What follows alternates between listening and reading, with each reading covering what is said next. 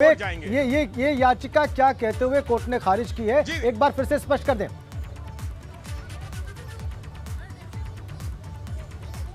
देखिए राजेंद्र, हमारे साथ वकील भी हैं यहाँ पर जो जिन्होंने पूरे मामले में अंदर कोर्ट से बहस की है, चर्चा की है। वकील भी हैं, क्या कह रहे हैं हम सुनवाते हैं। जी जी जरूर। हमने लगाया था तो सीआईसी को लेकर उन्होंने कहा कि सीआईसी ने जो ऑर्डर पास किया है वो आरटीआई पर भी सरकार ने, हाई कोर्ट ने कुछ कहा है।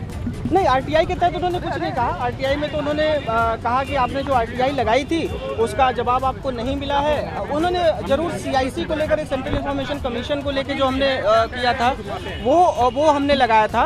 तो सीआईसी को लेकर उन्होंने कहा कि सीआईसी ने जो ऑर्डर पास किया है वो बियॉन्ड द जुरिसडिक्शन, उन्होंने अपने बियॉन्ड द पावर जो ऑर्डर पास किया था। चार अपील की थी, हाईकोर्ट किसी भी मुद्दे पर आपसे कन्विंस हुआ? आपके मुद्दे पर जो चार आपने अपील की थी, उस जो मांगे की थी, उन पे कहीं कन्विंस हुआ हाईकोर्ट आपके साथ जो प्रेयर्स थी? देखिए, चारों प्रेयर्स एक दूसरे से कोरिलेटेड थी, तो अगर वो एक प्रेयर पे अगर कहते कुछ तो दूसरे प्रेयर पे भी उनको कहना पड़ता। तो कौन सी चारों प्रेयर थी, एक बार ये बताइए। तो यानी कि चारों प्रेयर सिरे से खारिज कर दिया, आपको दे दिया जाएगा उसी माध्यम से। यानी कि चारों प्रेयर जो आपकी थी उनको सिरे से खारिज कर दिया गया? नहीं, सिरे से नहीं कर। देखिए, मैं आप लोगों से रिक्वेस्ट करूंगा कि प्लीज इसको ऐसे मत कहिए सिरे से खारिज कर दिया गया। अब अगर वेल आर्टिकुलेटेड जजमेंट मैं इसे कहूंगा, उन्होंने ऐसा लिखा है कि मैं समझ सकता हूं कि उन्होंने कहा कि हम जजेज हैं, जो कानून है कानून को जज करते हैं। अगर कोई कानून का कुछ पालन नहीं हो रहा है तो हम उसको जज करते हैं।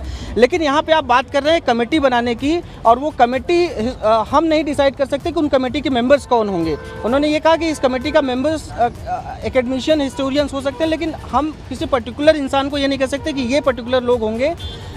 तो उन्होंने सीधे सीधे ये कहने की कोशिश करी, जो मैं अपने हिसाब से उसको आर्टिकुलेट कर पा रहा हूँ, कि आप जो हिस्टोरियंस हैं उनको हमें अप्रोच करें। हालांकि हिस्टोरियंस का हमने हवाला भी दिया, कई सारे हिस्टोरियंस ने ऐसा लिखा भी है।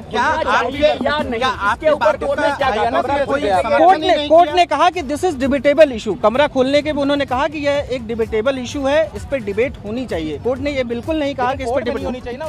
हाँ, उन्होंने बल्कि उन्होंने मुझसे, हालांकि ऑर्डर में नहीं है, उन्होंने वर्बली ये भी कहा कि आप मेरे चैम्बर में आइए, मैं आपसे इस बात पे डिबेट करना चाहता हूँ, मैं इस पर डिबेट करूंगा, आपके साथ चाय पीऊंगा, मैं डिबेट करूंगा। ये हालांकि ये सरकार ने ये कोर्ट से जब खारिज हो गया तो आप सरकार के पास जाएंगे, क्योंकि एक कोर्ट से तो खारिज हो गया, तब दूसरी कोर्ट में भी जाएंगे। बिल्कुल। लेकिन क्या आप सरकार के पास भी करेंगे? सरकार के पास भी मैं क्योंकि जो हिस्ट्री डिपार्टमेंट है इनका, हिस्ट्री एकेडमी है, मैं उस हिस्ट्री एकेडमी को भी चिट्ठी लिखूंगा, एएसआई को भी चिट्ठी लिखूंगा कि आप लोग जो है इस पर रिसर्च करिए कम से कम। मैंने हालांकि ये भी मांग करी कि अगर इसमें कह दें कि हिस्टोरिकल डिपार्टमेंट इस पर, तो उन्होंने कहा कि उन्होंने कहा कि Indian council of historical academy के पास जाइए, आप उनसे कहिए, वो रिसर्च करेंगे इस मुद्दे में। तो मैं उनको भी चिट्ठी लिखूंगा, उनको भी रिप्रेजेंटेशन लिखूंगा और एएसआई को भी रिप्रेजेंटेशन बनाऊंगा। उसके बाद में सुप्रीम कोर्ट में अपील करूंगा।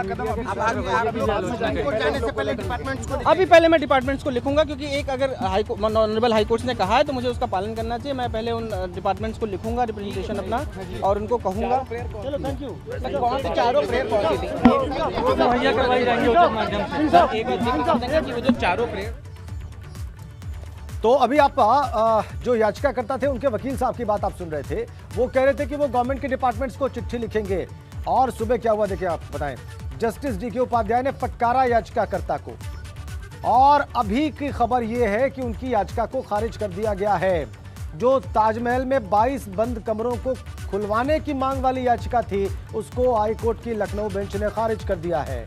उसमें कुछ आदेश है कि आप जो सरकार के विभाग हैं उनसे ऐसी मांग कर सकते हैं। ये बात जो वकील साहब कह रहे थे, इस पर हम और ज़्यादा जानकारी भी प्राप्त करेंगे।